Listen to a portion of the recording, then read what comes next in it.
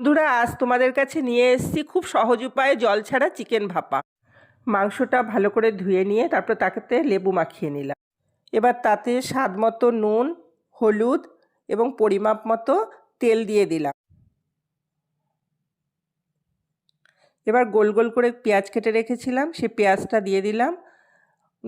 Tomato গোল গোল করে কাটা সেটাও দিলাম। আর চিড়ে রাখা লঙ্কা 10-12খানা দিয়ে দিলাম।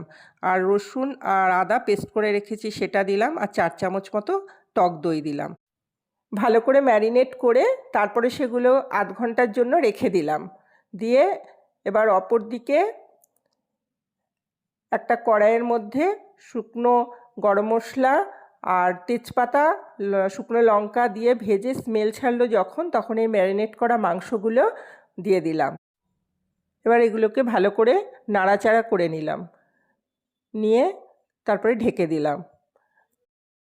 তারপর ঢাকনা তুলে তাতে গরম মশলা আর কুচনো ধনেপাতা দিয়ে ছড়িয়ে নাড়াচাড়া করে রান্না হয়ে গেল আমাদের ভাপা চিকেন। ভালো লাগলে চ্যানেলটা সাবস্ক্রাইব করে দিও।